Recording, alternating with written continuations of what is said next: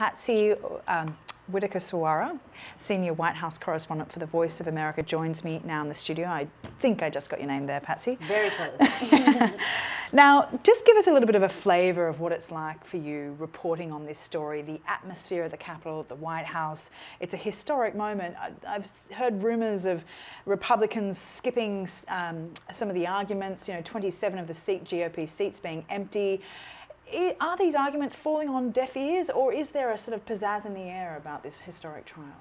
Well, it's certainly a historic moment, and the White House is, of course, abuzz with activity. They're really trying to mount a very aggressive defense of the president. And so the White House counsel, led by Patsy Widakuswara, essentially is arguing that what the president has done, pressuring Ukraine or asking the Ukrainian president to give political dirt on his opponent, Joe Biden, in exchange for withholding military aid in exchange for that, is essentially not a crime. That is the argument of the White House chief counsel. And even if it did happen, it's certainly not an impeachable crime. That is the essential argument of the White House. But, the actual day-by-day of it in the White House, on the grounds, of course, is sometimes chaotic. President Trump can be quite difficult to follow. On a good day, he may be very straightforward, and in some days he may be confusing. So, yeah, it's a challenge.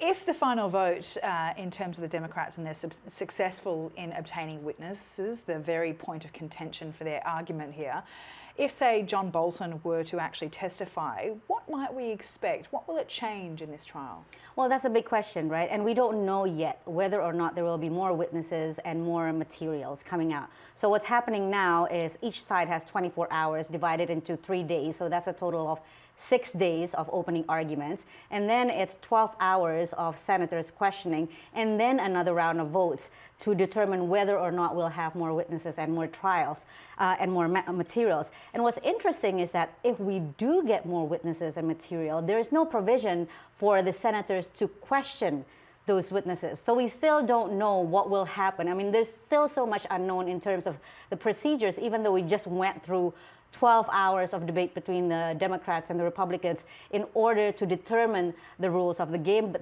yet they're still unknown going forward. So it could be as early as 2 weeks, or it could drag on for weeks. Trump's defense team has taken an interesting angle, and perhaps the most potent argument could be that removing the president from office should be up to the American people. Do you think that this is a political way out, that the question should be left to the election in November? Well, essentially, impeachment is a political process. I mean, the senators are supposed to be impartial jurors in this trial, but ultimately it is a political process. Each one of those 100 senators, they all have their own political future to consider. And the White House argument that essentially what the Democrats are trying to do is not just steal the past election, but the future election, is exactly the argument that they're making, that this is not an impeachable offense. Whether or not the American people accept what the president did should be left in the November election. Now, whether or not that is an argument that is acceptable, this is why we have this process in the Senate right now. And in the meantime, we're going through these grueling days of the impeachment trial. That's right. We really appreciate it. Thank you, Patsy. Patsy Widakuswara there for a Senior White House Correspondent for Voice of America. Thank you.